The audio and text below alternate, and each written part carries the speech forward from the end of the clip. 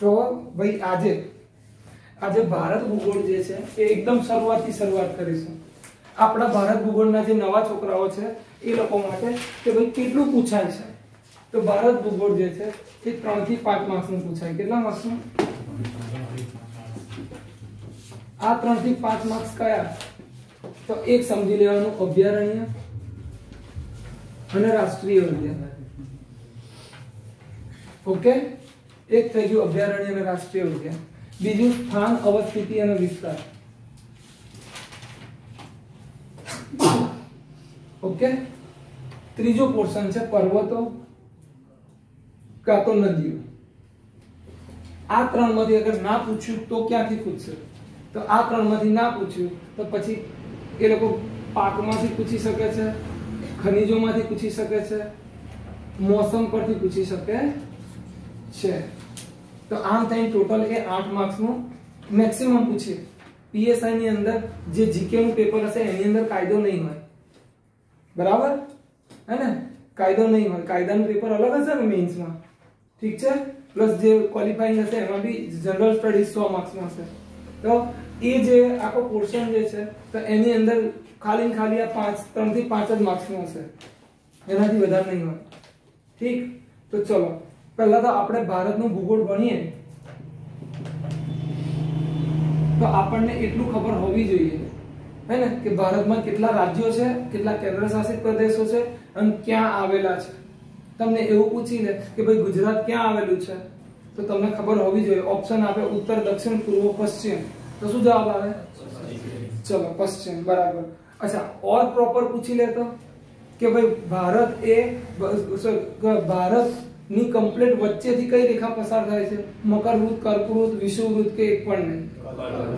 કર્કવૃત્ત પસાર થાય છે. ચલો, જે છોકરાઓ ઓલરેડી ભણી ચૂક્યા છે એ લોકોને ખબર છે, જે નવા છે આજે એ લોકો ધ્યાન રાખજો. તો આપણે આ ભારત દોરવાનો ટ્રાય કરીએ.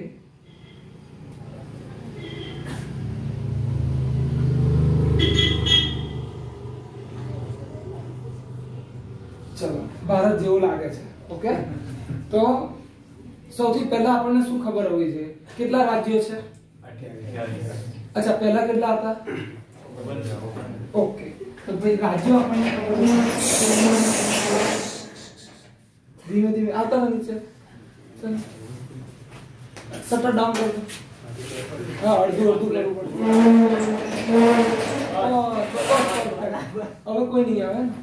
ઓકે, બેસ ચાલો. તો રાજ્ય કેટલા છે? 28. બરાબર. કેન્દ્ર શાસિત પ્રદેશો કેટલા છે? 8. સર પહેલા કેટલા હતા? એની પહેલા કેટલા હતા? 7 હે ને? બરાબર. જ્યારે જમ્મુ કાશ્મીર જે છે અને લદ્દાખ એ બે કેન્દ્ર શાસિત પ્રદેશ બનાવ્યા ત્યારે 9 થઈ ગયા હતા.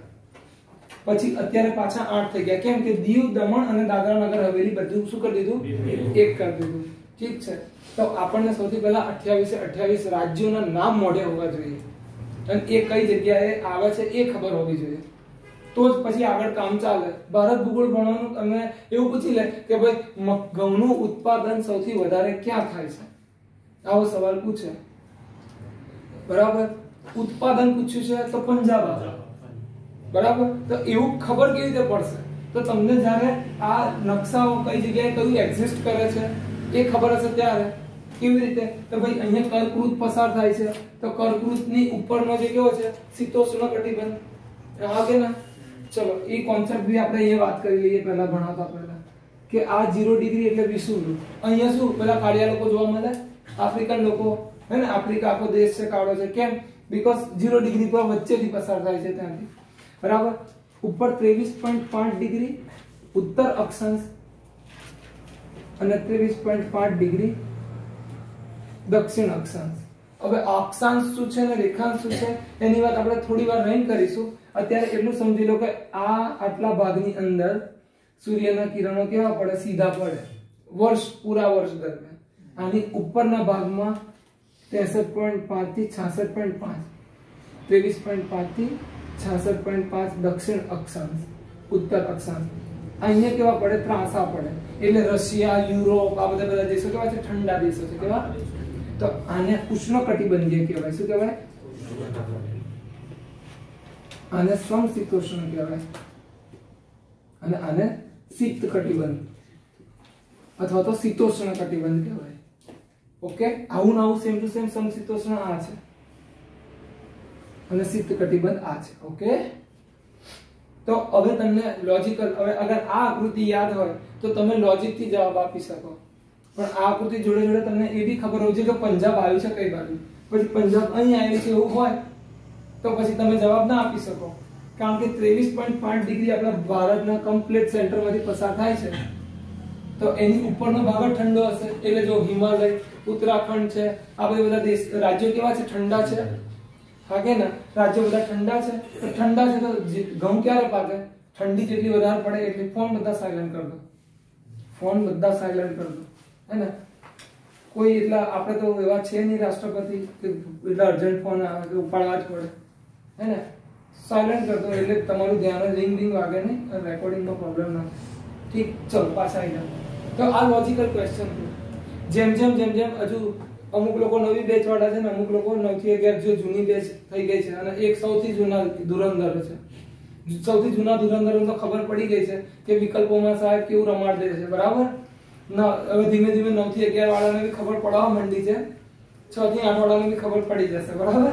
કે વિકલ્પો સાહેબ કેવા આવે છે કે અરે આ આવે પછી એકય નહીં, મગજ હેંગ થઈ જાય.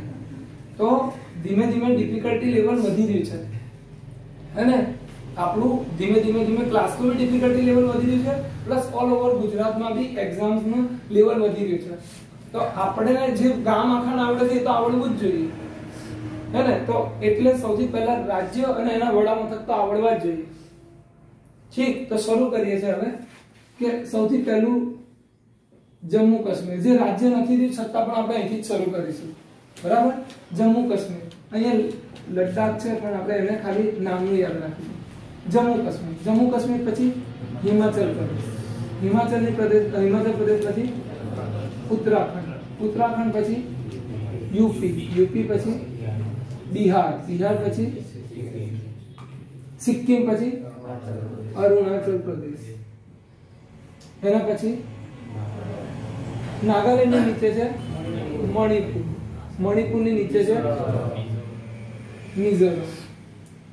મિઝોરમની બાજુમાં છે ત્રિપુરાની ઉપર છે. આ બધાની વચ્ચે શું છે? અહીંયા શું છે?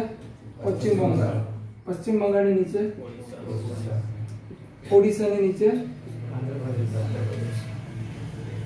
એની નીચે એની સામે કેરળ ભૂલી જતા હતા ને?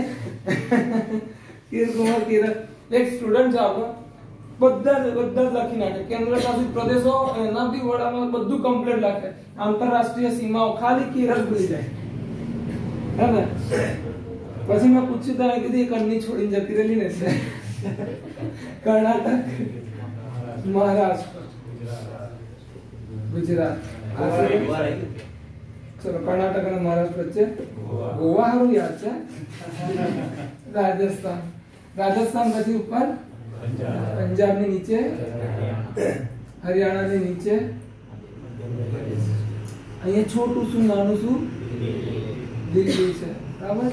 મધ્યપ્રદેશની બાજુમાં છત્તીસગઢની બાજુમાં આ ઝારખંડ જે છે બિહારની નીચે આવશે, પણ આપણો સ્કેલમાં વગરનો નકશો છે એટલે એડજસ્ટ કરી લેવાનો.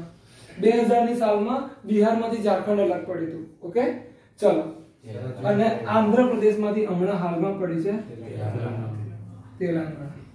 તો આ થઈ ગયા આપણા રાજ્યો. હવે કેન્દ્ર શાસિત પ્રદેશોની વાત કરીએ. દીવ, દમણ અને અહીંયા છે દાદરા અને નગર હવેલી, બરાબર? અહીંયા છે શું છે? લક્ષદ્વીપ. હવે આ ભૂસી કાઢું.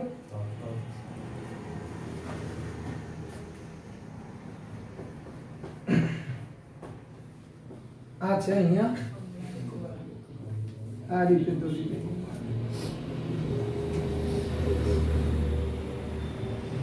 આંદામાન અને નિકોબાર. તો સૌથી પહેલા આપણને આટલું ખબર હોવી જોઈએ. ચલો ફટાફટ આપણે એકવાર રિવિઝન કરી દઈએ અને પછી આગળ જઈએ. સૌથી પહેલા જમ્મુ કાશ્મીરની બાજુમાં શું છે? હિમાચલ પ્રદેશ. હિમાચલ પ્રદેશની બાજુમાં શું છે? ઉત્તરાખંડની નીચે શું છે? યુપીની બાજુમાં બિહારની ઉપર સિક્કિમની ઉપર, એની નીચે નાગાલેન્ડ, એની નીચે મણિપુર, એની નીચે મેઘાલય, પશ્ચિમ બંગાળ, ઓડિશા, આંધ્રપ્રદેશ, તમિલનાડુ, કેરળ, કર્ણાટક, ગોવા, ગુજરાત પછી રાજસ્થાન પછી પંજાબ નીચે દિલ્હી હૃદય છે, બરાબર ને? ચલો, એની નીચે મધ્યપ્રદેશની બાજુમાં, એની બાજુમાં પછી આસામ, બરાબર? અને વચ્ચે છે યુપી છે, તેલંગાણા છે. ઠીક, ચલો, આ તો થઈ ગયા તમારા 28 રાજ્યો. સવાલ આવો પૂછાય, સવાલ એવો પૂછશે કે નીચેના જોડકા જોડો, રાજ્ય રાજધાની, અથવા તો એવો સવાલ પૂછશે કે નીચેના જે જોડકા આપેલા છે એમાં કયું ખોટું છે, હે ને? નીચે આપેલી માહિતીમાંથી કયું ખોટું છે, તો એક જોડકું ખોટું આપી દીધું છે. ઉત્તરાખંડ, દેહરાદૂન આપી દીધું હશે, હિમાચલ પ્રદેશ, શિમલા આપી દીધું હશે, બરાબર? એક બિહાર, તો શું આપી દીધું છે? પટના આપી દીધું હશે, અને આસામ તો દિસપુર આપ્યું. કયું ખોટું છે? 4 સાચા છે. 4 સાચા છે. હિમાચલ પ્રદેશનું શિમલા, ઉત્તરાખંડનું શું છે? દેહરાદૂન, આસામનું દિસપુર છે, અને બિહારનું પટના છે. તમે લોકો કેમ આવી રીતે જોવો છો? જાણે પહેલી વાર સાંભળ્યું હોય. સાહેબ ભૂલી ગયા છે, કઈ વાંધો નહીં, અત્યારે યાદ રહી જશે. જમ્મુ કાશ્મીરની 2 રાજધાની છે. કેટલી? એક શિયાળુ અને ઉનાળુ. તો શિયાળામાં શું કોને યાદ રાખવાની? શ્રેયાને યાદ રાખવાની, બરાબર ને? તો શ્રીનગર એ શું છે? ઉનાળુ. શું છે? ઉનાળુ, શ્રીયુ, બરાબર ને? અને જમ્મુ એ શું છે? શિયાળુ. કેવી યાદ રાખવાની? શ્રેયા. તો શ્રેયાને પ્રેમથી બોલાવીએ તો શું બોલે? શ્રેયુડી, એવું કે ને, હે ને? તો એ શ્રીનગર એ ઉનાળુ. ઠીક, ચલો આગળ જઈએ. હિમાચલ પ્રદેશની બી 2 છે, એક શિયાળુ અને બીજી ઉનાળુ. તો સ નહીં, એટલે કે શિમલા શિયાળુ નહીં, એટલે આ કઈ હશે? અને આ શું છે? ઓકે, બસ આ 2 ડિફિકલ્ટ છે, અને બીજી આ નોર્થ ઈસ્ટની ડિફિકલ્ટ છે. બાકી બધી ઈઝી છે. બાકી બધી થોડી પ્રેક્ટિસ કરશો, નકશા લઈ ગયા છો ને, નકશા કરશો તો યાદ રહી જશે. ચલો આગળ જઈએ. ઉત્તરાખંડની શું છે?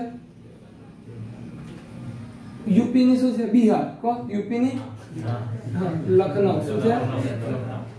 આ તો લાલચ જાગે. યુપી તો બિહાર, એમ ગુજરાત તો શું બોલાય? પંચમહાલ તો શું બોલાય? દાહોદ. નહીં, પંચમહાલ દાહોદ એમ જોડે બોલે ને. આપણે તો એના લોકો નહીં બોલતા, પણ પેલા લોકો બધાને એવું પંચમહાલ ને દાહોદ એક જ છે. ગંગાધર થોડી શક્તિમાન છે, હે ને? ચલો, ગંગાધર ही શક્તિમાન है ને? બિહારનું પટના, અરુણાચલ પ્રદેશનું ઈટ ફેંકી દેવાય, ઈટાનગર. શું? ચલો, નાગાલેન્ડનું કઈમાં? હા, કોહિમા. મણિપુરનું અને મિઝોરમનું કઈ જોલ? ત્રિપુરાનું અગરતલા. મેઘાલયનું શિલોંગ. આસામનું ચલો, પશ્ચિમ બંગાળનું, ઓડિશાનું, આંધ્રપ્રદેશ અને તેલંગાણાનું કોમન છે અત્યારે હૈદરાબાદ. પણ 2024 સુધીમાં શું રેડી થઈ જશે? અમરાવતી. તમિલનાડુનું શું છે? ધોની. કેરળનું તિરુવનંતપુરમ અથવા તો ત્રિવેન્દ્રપુરમ. કર્ણાટકનું બરાબર. ગોવાનું પણજી. મહારાષ્ટ્રનું અને બીજી એક બનાવી છે નાગપુર, વિદર્ભ વાળા એરિયામાં. તમને ખબર છે આવો સવાલ પૂછાઈ ગયો છે કે વિદર્ભ વિસ્તાર એ કયા રાજ્યમાં આવેલો છે?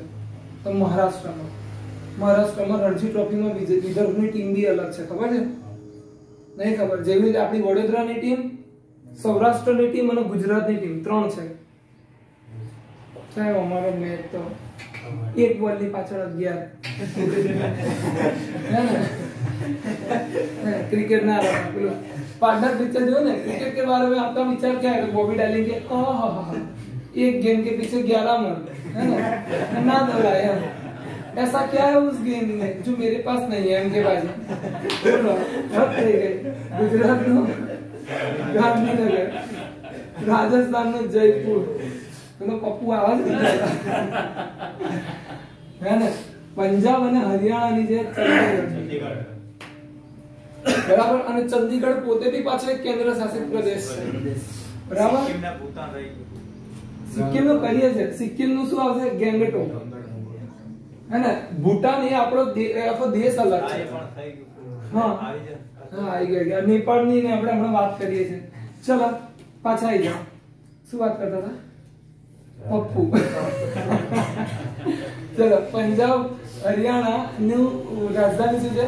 ચંદીગઢ, અને ચંદીગઢ પોતે બી એક કેન્દ્ર શાસિત પ્રદેશ છે। મધ્યપ્રદેશ ની શું? ગોપાલ, ગોપાલ નહીં ભોપાલ, બરાબર। છત્તીસગઢ ની, ઝારખંડ ની રાંચી। હવે તમને એવો સવાલ પૂછે કે મતલબ કે ગુજરાત સિવાય કયા રાજ્યની રાજધાની કર્કવૃત ઉપર આવેલી છે? તો જવાબ શું આવે? રાયપુર, બરાબર। રાયપુર એ કર્કવૃતની જરીક નજીક જ છે, રાંચી એ નજીક પણ નહીં, કર્કવૃતની ઉપર છે, બરાબર। હા, ઝારખંડમાંથી કર્કવૃત પસાર થાય છે, નો ડાઉટ, બરાબર। ચલો, તો આ થઈ ગયું વાત। કોઈ રહી ગયું? તેલંગાણા આવી ગઈ, વાત થઈ ગઈ, કોઈ રહેતી નથી, બરાબર। લદ્દાખ નું લેહ, એકમાત્ર જિલ્લો ધરાવતો કેન્દ્ર શાસિત પ્રદેશ લેહ, અને એ સૌથી મોટો જિલ્લો બી છે। સૌથી મોટા જિલ્લા કેટલા? 2, એક લેહ અને બીજો કચ્છ। નહીં દેખા તો કુછ નહીં દેખા, બરાબર, ક્લિયર। આ થોડા કોન્સેપ્ટ ફરી એકવાર, હવે બધું ભેગું થઈ ગયું છે, હવે હું બોલું એ ખાલી સાંભળવાનું છે, બરાબર। આપણે શરૂઆત કઈથી કરી? જમ્મુ કાશ્મીર થી। જમ્મુ કાશ્મીર અહીંયા છે, બરાબર। તો જમ્મુ કાશ્મીરની 2 રાજધાનીઓ, કેટલી? એક શિયાળુ અને બીજી ઉનાળુ। શિયાળુ શું છે? તો શ્રીનગર શિયાળુ નથી, બરાબર। શ્રીનગર એ ઉનાળુ અને જમ્મુ એ શિયાળુ। એના પછી હિમાચલ પ્રદેશ, હિમાચલ પ્રદેશમાં એટલે શિયાળુ, શિમલા શિયાળુ નથી, તો શિમલા એ ઉનાળુ અને ધર્મશાલા એ શિયાળુ। એના પછી ઉત્તરાખંડ, તો દેહરાદૂન, यूपी लखनऊ, बिहार पटना, सिक्किम गंगटोक, अरुणाचल प्रदेश ईटानगर, नागालैंड कोहिमा, मणिपुर इम्फाल, मिजोरम आइजोल, त्रिपुरा अगरतला, मेघालय शिलोंग, पश्चिम बंगाल कलकत्ता, ओडिशा भुवनेश्वर, आंध्र प्रदेश तो 2024 પછી અમરાવતી થઈ જશે। 2024 સુધી કઈ છે? હૈદરાબાદ, બરાબર। એટલે આપણે ઓપ્શનમાં આગળ પૂછે, ઓપ્શનમાં અગર હૈદરાબાદ હોય તો પહેલા હૈદરાબાદ જ ટિક કરવાનું, કેમ કે અત્યારે હૈદરાબાદ છે, અત્યારે એ બની રહી છે અમરાવતી, ઠીક। ચલો, તમિલનાડુ તો ચેન્નઈ, કેરળ તો ત્રિવેન્દ્રપુરમ અથવા તો તિરુવનંતપુરમ, ચલો એની ઉપર કર્ણાટક તો બેંગલુરુ, ગોવા તો પણજી, મહારાષ્ટ્ર તો મુંબઈ અને નાગપુર। નાગપુર છે એ વિદર્ભ એટલે કે બહુ મોટું છે મહારાષ્ટ્ર, મહારાષ્ટ્ર બહુ મોટું રાજ્ય છે ને। चलो, गुजरात तो गांधीनगर, राजस्थान तो जयपुर, पंजाब हरियाणा चंडीगढ़, चंडीगढ़ પોતે પણ એક કેન્દ્ર શાસિત પ્રદેશ છે। मध्य प्रदेश तो भोपाल, छत्तीसगढ़ तो रायपुर, झारखंड तो रांची। કર્કવૃત કેટલા રાજ્યોમાંથી પસાર થાય? તો કર્કવૃત 8 રાજ્યોમાંથી પસાર થાય। गुजरात, राजस्थान, मध्य प्रदेश, छत्तीसगढ़, झारखंड, पश्चिम बंगाल, પછી ત્રિપુરા।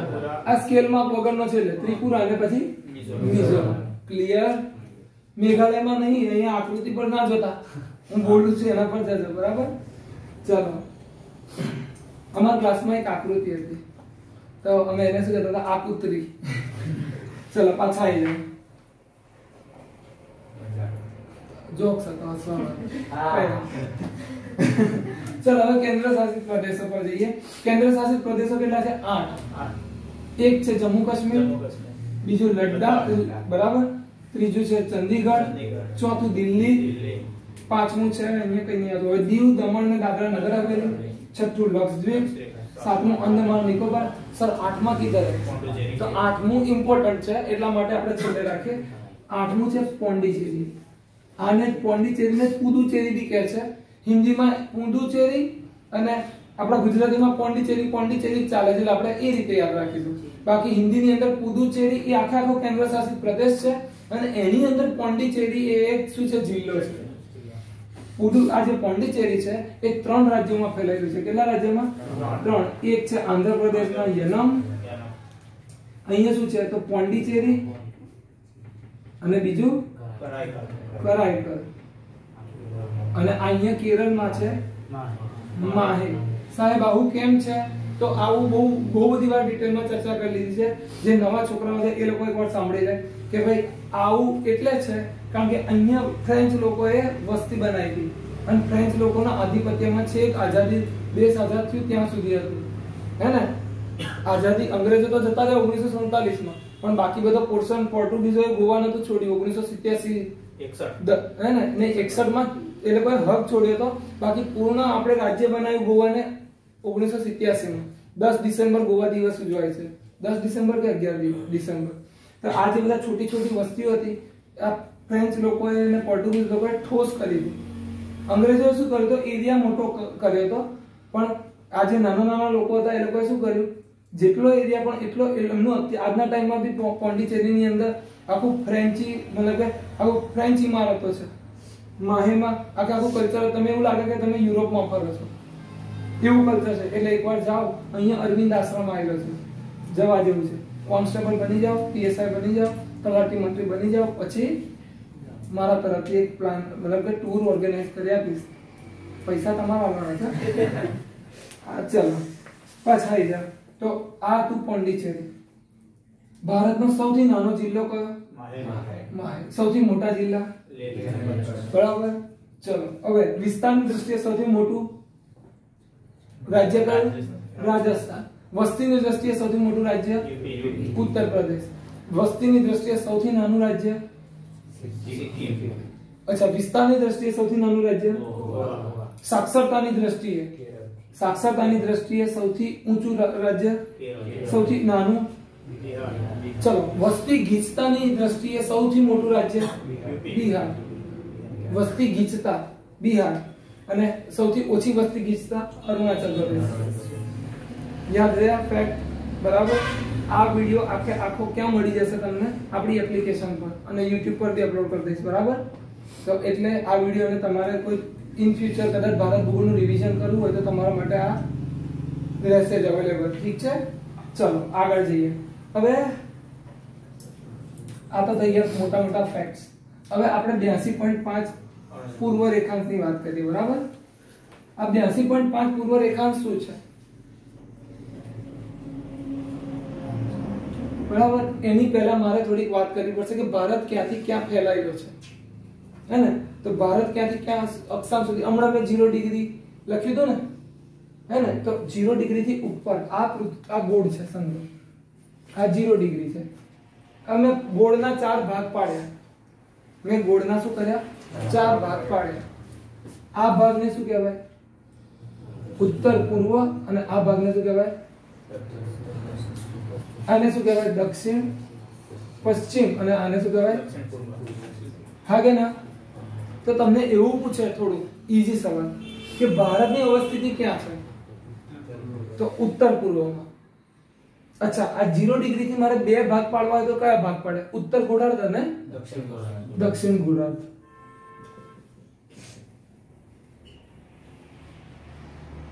ઓકે, ઠીક છે.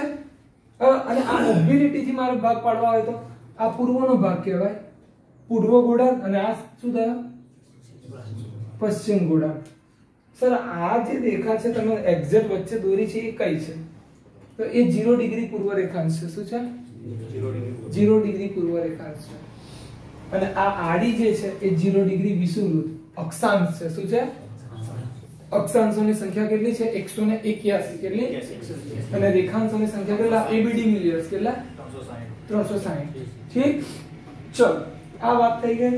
હવે આ ઇમ્પોર્ટન્ટ કેમ છે? કેમ કે ભારત અહીંયા આવ્યું છે. આ 23.5 ને એક્ઝેક્ટ વચ્ચેથી પસાર થાય છે. તો 0 ડિગ્રી થી ઉપર આવ્યું છે, હા કે ના? તો 0 ની ઉપર 1 ડિગ્રી હશે, 2 ડિગ્રી હશે, 3 ડિગ્રી એમ. તો અહીંયા આપણે ચાલુ થાય છે 4 દુની 8, એટલે 8.4 ઉત્તર અક્ષાંશથી 37.6 ઉત્તર અક્ષાંશ. ઓકે. હવે ઊંધું 786 યાદ રાખવાનું. શું? 68.7 પૂર્વ રેખાંશથી 25 આવડે 25 બધા 25 मतलब 5 ની ઘડીઓ ઈઝી આવડી જાય 5 નો ઘડીઓ 10 નો ઘડીઓ 15 નો ઘડીઓ ઈઝી આવડી જાય ને ફટાફટ આવડી જાય તો એવું જ આપણે અહીંયા શું યાદ રાખવાનું 25 શું યાદ રાખવાનું 25 5 ને 2 કેટલા થાય 7 ને 2 કેટલા થાય ફરી એકવાર 25 લખવાના 25 5 ને 2 7 માં 2 ઉમેરો તો 97.25 પૂર્વ રેખાંશ સર અમે એક પેપર જોયું હતું એની અંદર તો 8 ને 4 આપ્યું જ નતું તો એ તો કોઈ 6 ને 4 આપ્યું હતું તો સબર કરો રૂકો જરા આ અંદમાન નિકોબાર જે છે એ થોડુંક નીચે છે શું છે નીચે છે તો આમ જોવા જઈએ તો 6.4 થી 6.4 ઉત્તર અક્ષાંશ થી 37.6 ફેલાયેલું છે ખ્યાલ આવે છે ટેણું ઓકે ચલો તો 8.4 એ કુલ એક્ચ્યુઅલ ઓરિજિનલ ભૂભાગથી છે જ્યારે આ ટાપુ સમૂહો જોડે છે દરિયામાં ઠીક ક્લિયર ચલો આ થઈ ગયું વાત પિક્ચર મેઇન વાત હવે આવી ગઈ પાછી પૂર્વ રેખાંશ તો આ જે 0 ડિગ્રી છે ત્યાંથી આ લોકોએ શું કર્યું નક્કી કે આ બાજુ છે બધા પૂર્વના દેશો છે આ બાજુ છે બધા પશ્ચિમના દેશો છે હવે હું અહીંયા ક્લાસની વચ્ચે ઊભો છું તો આ બાજુ એ મારી જમણી બાજુ થઈને આ બાજુ એ શું થઈ ગઈ ડાબી બાજુ થઈ તો એવું જ આ લોકોએ બી ભાગ પાડી દીધા આ બાજુ પૂર્વના દેશો અને આ બાજુ પશ્ચિમના દેશો અહીંયા હું ઊભો છું એટલે અહીંયા મારા 12 વાગે તો આની પહેલાનો બધો ટાઈમ કેવો કહેવાય એ સૂરજ તો આગળથી ઉગીને આવે ને અહીંયા તો વહેલા જ ઉગી ગયો હશે આ બાજુ એટલે આ બાજુના પ્લસ ટાઈમ આપી દીધું આ બાજુને માઈનસ કરી દીધું શું કરી દીધું માઈનસ આ જે 0 ડિગ્રી લાઈન છે પૂર્વ રેખાંશ એ કઈ જગ્યાએ આવી છે તો લંડનના ગ્રીનવિચ શહેરમાં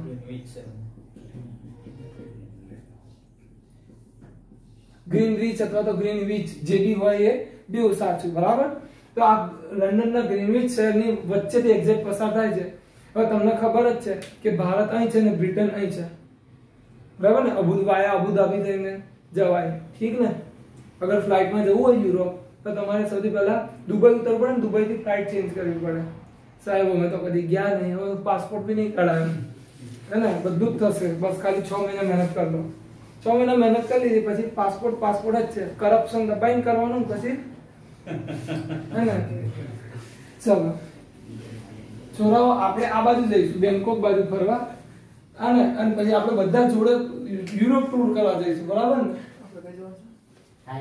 થાઈલેન્ડ ચાલો પાછા આવી જઈએ તો આ 82.5 પૂર્વ રેખાંશ એ શું છે તો તમને આવો સવાલ પૂછશે કે આ પૂર્વ રેખાંશો છે મતલબ કે 0 ડિગ્રી તો આ જે સમય જે છે એ કયા ગુણાંકમાં મપાય છે તો 7.5 ના સર 7.5 ના જ કેમ કે એક રેખાંશ થી બીજા રેખાંશ પર જાવ તો 4 મિનિટ થાય કેટલે 4 મિનિટ તો 15 ચોકુ 60 એટલે કે 15 રેખાંશ કાપો તો 1 કલાક થાય હા કે ના તો અડધો કલાક એટલે 7.5 થયા ક્લિયર થયો કોન્સેપ્ટ ઠીક છે તો એટલે તમને એવું પૂછે કે 0 ડિગ્રી થી હું 30 ડિગ્રી પૂર્વ રેખાંશ તરફ ગયો તો કેટલા કલાકનું અંતર કપાયું હશે તો 2 કલાક કેટલા 2 કલાક ના સમજાય ફરી એકવાર 0 ડિગ્રી રેખા છે એટલે એના પછી એક રેખાંશ તો હું 4 મિનિટનું અંતર કાપું એક રેખા બે રેખાંશ વચ્ચેનો ડિફરન્સ કેટલો છે 4 મિનિટ બરાબર તો એટલે મારે અગર 60 કરવું તો 60 ભાગ્યા 4 કરું તો શું જવાબ આવે 15 હા કે ના એટલે 15 ડિગ્રી રેખાંશ હોય એટલે 0 થી 15 તો 1 કલાકનું અંતર થયું વચ્ચે યસ ઓર નો હવે આ જ કોન્સેપ્ટ અહીંયા જોજો અરુણાચલ પ્રદેશમાં સવાર 4 વાગે સૂરજ ઉગી જાય કેટલા વાગે 5 વાગે સોરી આપણે હે ને અને આપણે અહીંયા કેટલા વાગે ઉગે છે સાચી વાત કે ખોટી વાત 7 વાગે ઉગે છે તો હવે ધ્યાનથી જોજો 97.25 અને 68.7 બાદ કરશો પાછું બાદ કરતા નહીં આવડે પોઈન્ટ વાળા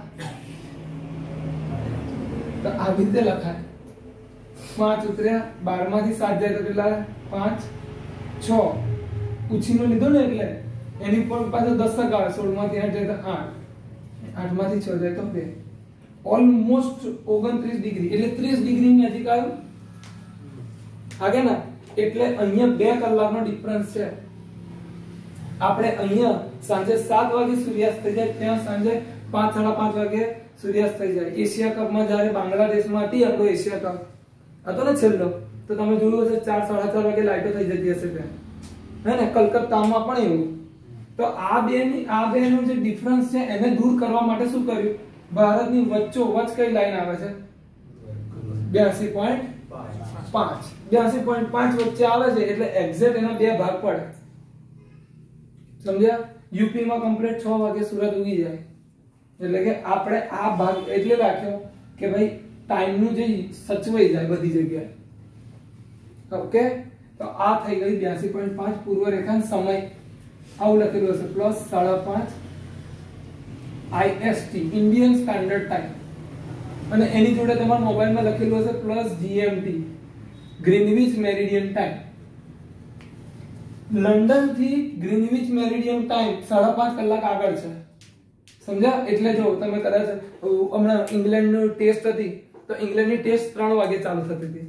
આપણા બપોરના 3 વાગે, 3:30 વાગે, 3:30 તો 3:30 માં 5:30 ઉમેરો તો ત્યાં 9 વાગ્યા હોય. ખબર પડી? 9 વાગે ને ટેસ્ટ સવારે 9 વાગે શરૂ થઈ જાય અને 5 વાગે પતી જાય. હાગે ને? તો એટલા માટે 3:30 વાગે ચાલે. હમણાં ઓસ્ટ્રેલિયા જશે ડિસેમ્બરમાં, ઓસ્ટ્રેલિયા જશે ને. ઓસ્ટ્રેલિયા કઈ આવ્યું? અહીં આવ્યું. એટલે આપણાથી બી આગળ.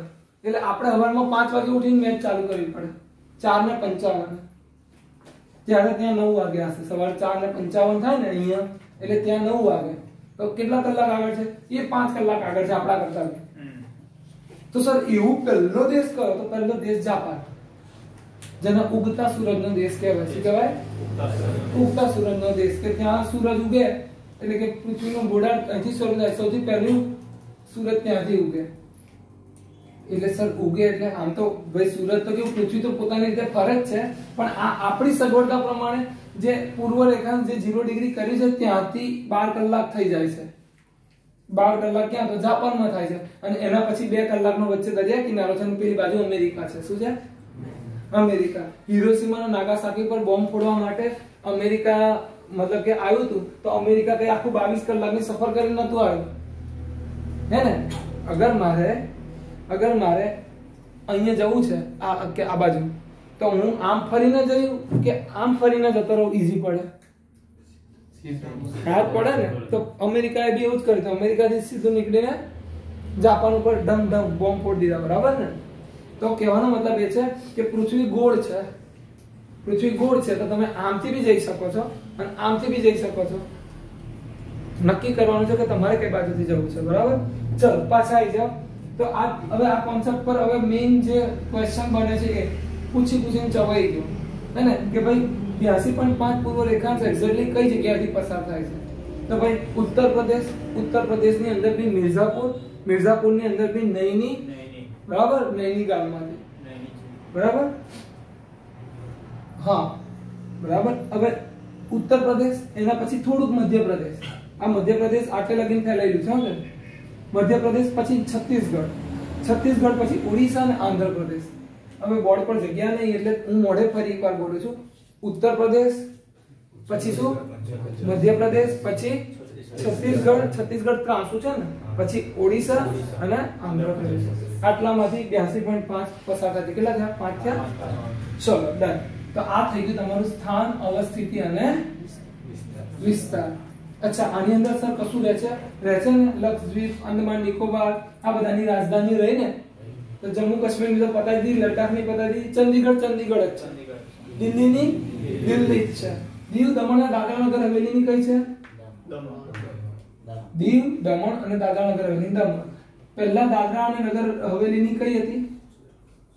સેલવાસ. શું હતી?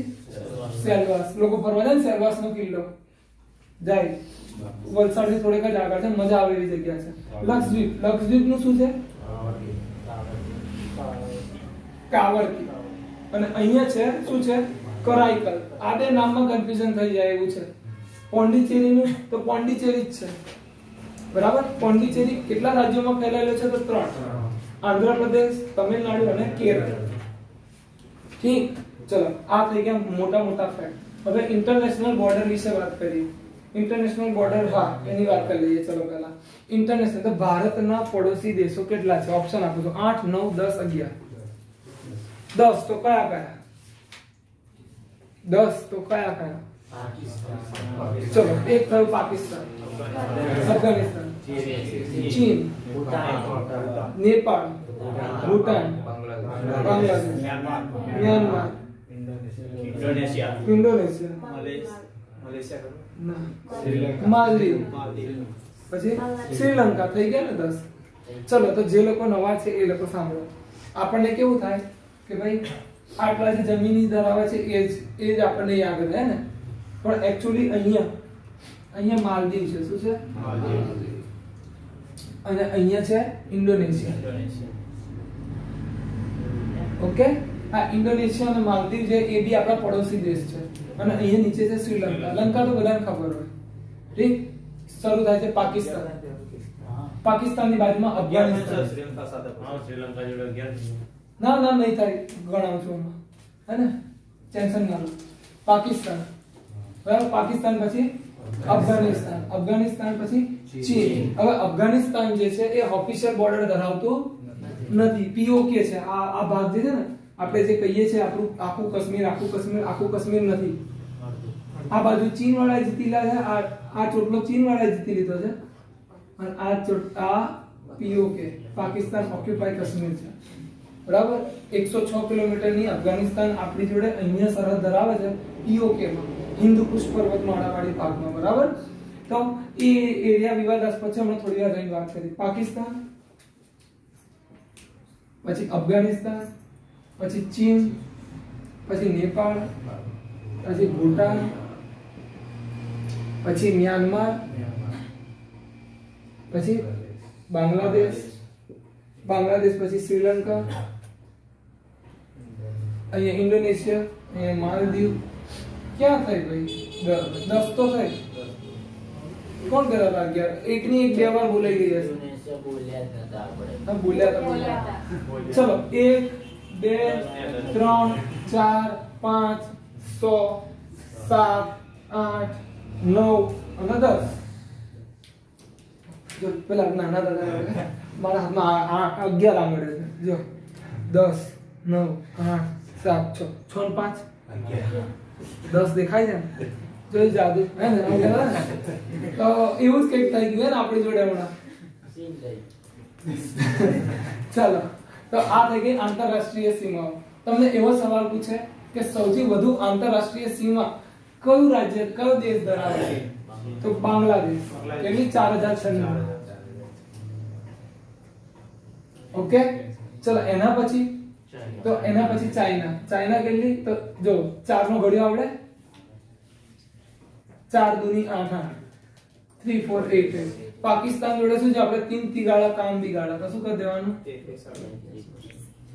23 અથવા 33 32 જે બી છે 33 32 છે ઓકે મને ખબર છે હા ચલો 33 23 છે હે ને ચલો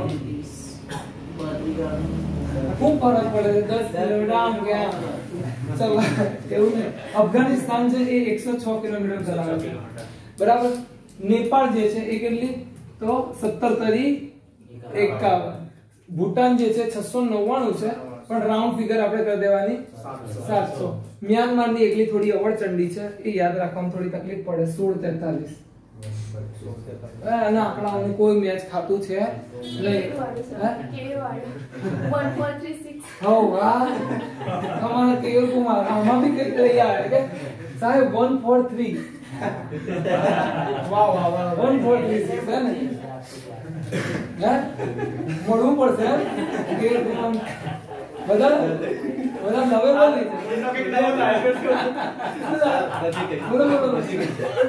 અરે બોલો બધા હશે કોણ બોલે રેકોર્ડ થાય છે ભાઈ ને થોડા છોકરાઓ બી હશે જે બી જોશે પહેલા તો સહન શક્તિ જોઈએ આટલે લગીને પહોંચવાની ઓનલાઈન વિડિયો જો કેવું છે ઓનલાઈન ભણવાનું બધાના વસની વાત નહીં ભાઈ है ना આ વિડિયો ઓલમોસ્ટ લગભગ 45 મિનિટ થઈ ગઈ 45 મિનિટ તમે શાંતિથી અહીંયા કેમ બેઠા છો બીકોઝ કે હું સામે છું એટલે ફોન લઈને 45 મિનિટ ભણવાનો વિડિયો ચાલુ કરીને બેસવું બહુ મોટી વાત છે હે ને કદાચ 20 મિનિટ પછી અલ્લાહ આ તો ખબર છે એવું થશે સમજ્યા તો એટલે સહન શક્તિ બહુ જરૂરી છે ચલો પાછા આવી જાવ તો આ થઈ ગઈ આંતરરાષ્ટ્રીય સીમાઓ. તમને આવો સવાલ પૂછશે કે આંતરરાષ્ટ્રીય સરહદોને ઉતરતા ક્રમમાં ગોઠવો, આંતરરાષ્ટ્રીય સરહદોને ચડતા ક્રમમાં ગોઠવો. બરાબર, તો ચડતો ક્રમ એટલે શું? સૌથી નાનું પહેલા આવે. ફરી એકવાર હું બોલું છું, તમને યાદ રહે. ચલો 2 દુ 4 દુ 8 દુ 16 દુ 32 વાળી ગેમ રમતા હતા ને આપણે. તમે લોકો નહીં રમ્યા હો કેમ કે અમે તો સાહેબ સ્કૂલમાં ગણિત એટલે કાલે અક્ષર ભેંસ બરાબર એવું હતું. પણ અમે હતા સ્કૂલમાં કેવું કે અમારો ફેવરેટ વિષય હતો એટલે 2 દુ 4 દુ 8 દુ 16 દુ 32 દુ 64 દુ 168 દુ 256 દુ 1024 ખર 512 દુ 1024 દુ 2048 દુ 4096 હે ને 4096 થી પછી પાછા આગળ બી બોલીએ પાછા, પણ અત્યારે આવડતું નહીં, આટલે લખીને જ આવડે છે. તો 4096 બાંગ્લાદેશ બોર્ડર ધરાવે છે. બરાબર, સૌથી હાઈએસ્ટ. ક્લિયર? મ્યાનમાર છે 1643. બરાબર, એક થોડું 1436 યાદ મજા આવે એવું છે. ચલો ભૂટાન 699 700 કરી નાખો. નેપાળમાં 17 નો ઘડિયો આવડે છે, 17 એકા 17 ને 17 તારી 51. ચીન તો 4 દુ 8 8 3 4 8 8. ચલો આ 3 તિગાડા. બરાબર, કઈ તગડા જે હોય તે પાકિસ્તાન ટીક કરી દેવાનું. અફઘાનિસ્તાન 106. તો આ થઈ ગયું સરહદી સીમા. બરાબર, સૌથી નજીક દરિયાઈ સીમા ધરાવતું રાજ્ય દેશ કયો છે? તો શ્રીલંકા. સેકન્ડ નંબર પર કોણ આવે? ઇન્ડોનેશિયા. લાલચ જાગે નકશો જોઈને માલદીવ આવે પણ નહીં, કેમ કે અંદમાન નિકોબાર થી ઇન્ડોનેશિયા 6 કલાકનો કે 4 કલાકનો જ રસ્તો છે. વાયા જહાજ જાઓ તો ફટાફટ પહોંચી જાવ. થાઈલેન્ડ. બરાબર, હા જવાનું છે આપણે 100% નોકરી લાગો એટલે માથો ખર્ચો કરવાનો છે નહીં. બસ તો 9 મહિનાની ટ્રેનિંગ ચાલશે આપણે વડોદરા પાવ કરીએ છે આપણે રાખીને. ભાઈ હું જીત્યો છું, શું કીધું? પાકિસ્તાન કીધું તો મેં કહ્યું પાકિસ્તાન ફાઇનલમાં ઇન્ડિયા અમે હારશે, બાકી તો નહીં હારે. હે ને? મેં કીધું એવું થોડું કીધું તો આપણે સેમીફાઇનલની થોડી વાત થઈ હતી. પાકિસ્તાન આવું જોઈએ એમ કીધું ને તમે.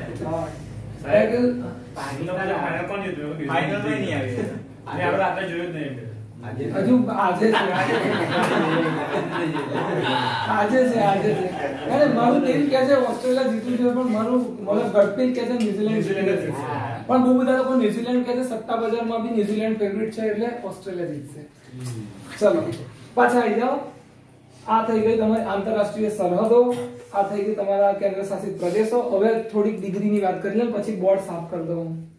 ડિગ્રી ચેનલો શું છે? તો 0 ડિગ્રી, 1 ડિગ્રી, 2 ડિગ્રી એવી બહુ બધી લાઈનો છે. તો એવી 8 ડિગ્રી ચેનલ જે છે એ લક્ષદ્વીપ અને માલદીવને અલગ કરે છે. કોને કરે છે? લક્ષદ્વીપ અને માલદીવને અલગ કરે છે.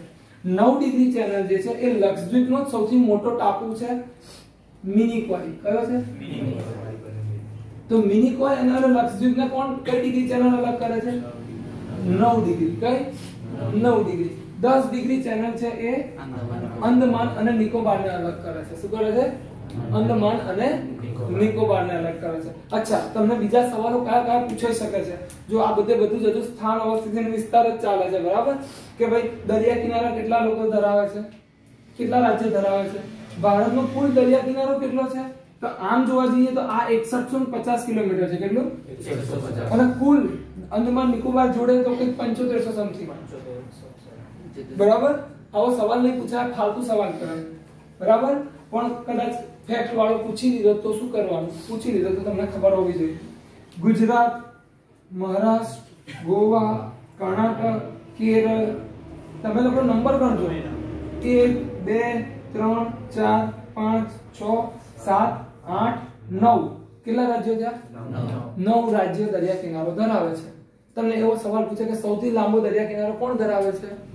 ગુજરાત. ચલો આ તો સવાલ ચાવાઈ ગયો. બીજા નંબરનો સૌથી લાંબો દરિયા કિનારો કોણ ધરાવે છે? ઓપ્શન આપું: મહારાષ્ટ્ર, તમિલનાડુ, કેરળ કે આંધ્રપ્રદેશ? તો આંધ્રપ્રદેશ આવે. બરાબર, મેં ક્લાસમાં ઓલરેડી કહી દીધું. મહારાષ્ટ્રમાં લાલચ જાગે આપણને, મહારાષ્ટ્ર મોટું છે ને, હે ને? પણ આંધ્રપ્રદેશ એના કરતા બી લાંબુ છે. નકશામાં જોશો ને તો તમને આઈડિયા આવશે. ઠીક, ચલો પછી આવા સવાલો પૂછશે કે મધ્યપ્રદેશને કયા રાજ્યની સરહદ નથી અડતી? ઓપ્શન આપશે. અત્યારે તો હું ઓપ્શન નહીં આપી શકું ઇન્સ્ટન્ટ, કેમ કે બહુ ટાઈમ બગડશે. તમને એવો સવાલ પૂછે કે તેલંગાણાને કેટલા રાજ્યોની સરહદ અડે છે? નંબર આપેલા છે 1 2 3 4 5. ઠીક છે, ઓકે, તમને એવું પૂછશે કે ભાઈ પશ્ચિમ બંગાળ કેટલા રાજ્યો સાથે આંતરરાષ્ટ્રીય સરહદ, કેટલા દેશો સાથે આંતરરાષ્ટ્રીય સરહદ ધરાવે છે? તો આંતરરાષ્ટ્રીય સરહદ સૌથી વધુ ધરાવતા હોય એવા કેટલા દેશો? તો બે દેશ, એવા કેટલા રાજ્યો? બે રાજ્ય, એક પશ્ચિમ બંગાળ, બીજું સિક્કિમ, અને ત્રીજું જે છે એ જમ્મુ કાશ્મીર. પણ હવે એ કેન્દ્ર શાસિત પ્રદેશ થઈ ગયું છે, બરાબર. નકર જમ્મુ કાશ્મીર જે છે પહેલા શું ચીન, અફઘાનિસ્તાન અને પાકિસ્તાન ત્રણેયની જોડે સરહદ ધરાવતું હતું. સર પશ્ચિમ બંગાળ કેવી રીતે? તો પશ્ચિમ બંગાળ ભૂટાન જોડે બી ધરાવે છે, નેપાળ જોડે બી ધરાવે છે અને બાંગ્લાદેશ જોડે બી ધરાવે છે.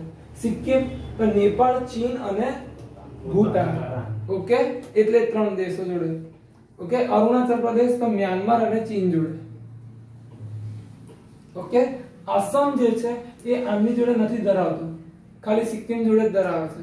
કેમ કે અહીંયા જે બાંગ્લાદેશ, આ પશ્ચિમ બંગાળનો છે ને એક નાનો દાર્જિલિંગ વાળો ભાગ અહીંયા આવી જાય છે. તમે નકશો જરા ઝૂમ ઇન કરીને જોશો ને તો તમને આઈડિયા આવશે. ઓકે, ચલો, તો આ થઈ ગઈ મોટી મોટી સ્થાન, અવસ્થિતિ અને વિસ્તારની વાતો. ચલો, તો એક અધ્યાય પૂરો કરીએ. થોડાક એડજસ્ટ થઈ જાય, પાણી પી લો, બરાબર. અને અત્યાર સુધી આવું ઘૂસી કાઢો.